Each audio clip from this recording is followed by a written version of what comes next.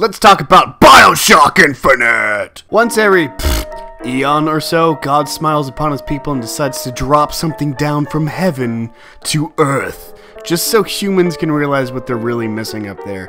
It happened with beards, and now it's happening with this game. There are so many things that this game just nails on the head with a skyhook.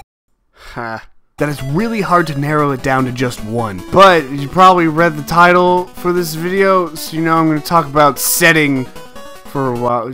You get it. But don't worry! For the sake of everything that is holy, I am not going to spoil anything that has to do with the main plot. We're just going to talk about the first level and how it managed to do everything correctly that most games could only pull off with the use of vigors. Vigors? Oh, this is so embarrassing. I'll see the rest of you after the intermission.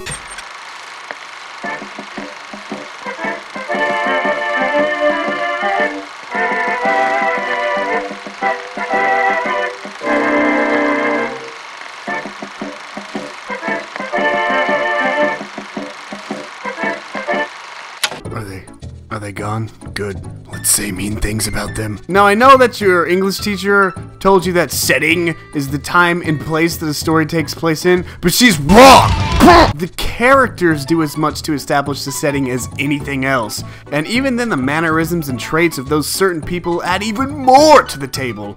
Infinite pulls this off flawlessly, even though it has a bit more to fill you in on, because the city takes place in something that isn't a generic, oh, it's a fantasy world, So the easiest way for you to experience it is the same way that the character experiences it. This, my lovely people, is why they take away your gun at the very beginning, so that you are forced to look upon Columbia as one of its own citizens, instead of giving the player the option to run amok.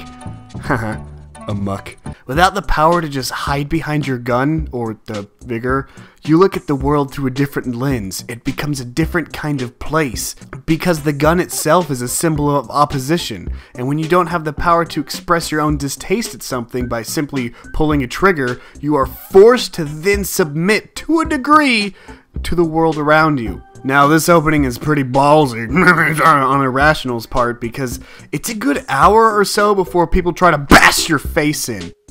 Most games start in the Act 2 portion of the game, because that's where the action mostly is. This is a writing device called In Media Res.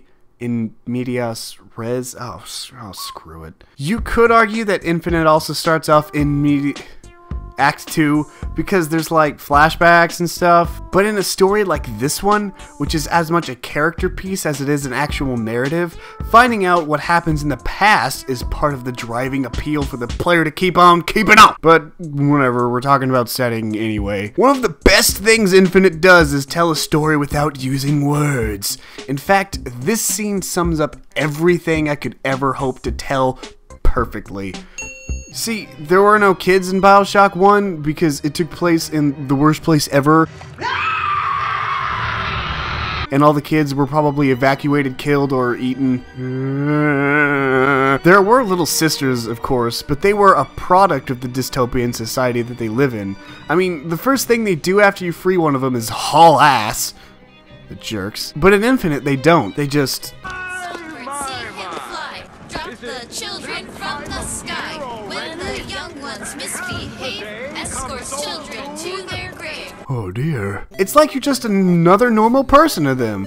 You, a confused looking man with probably strange looking clothes, eating food out of a trash can, are not a threat to children. If that doesn't say safe environment, then I don't know what safe means. The second thing that you should notice is that there is water coming out of the hydrant.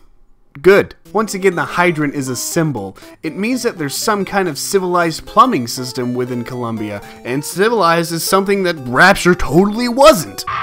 It shows that clean water is not a foreign concept, nor is it a precious resource to be rationed. Do you understand? This goes to show that strong setting comes from the school of show, don't tell. Show me that the city is totally wrecked. Don't just tell me. Show me that your character is a tough guy with an arm that can apparently withstand breaking despite falling from great heights.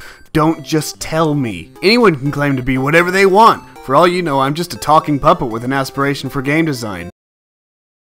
Once again, Infinite pulls off the show don't tell aspect perfectly.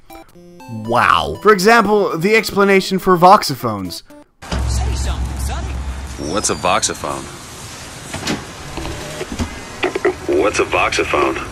You see? You get as much, if not more, than if the guy said, the voxophone is a device that records blah blah. No one friggin' cares. Does no one notice these kids are smoking? No matter how peaceful Columbia seems, though, you know there's something strange going on.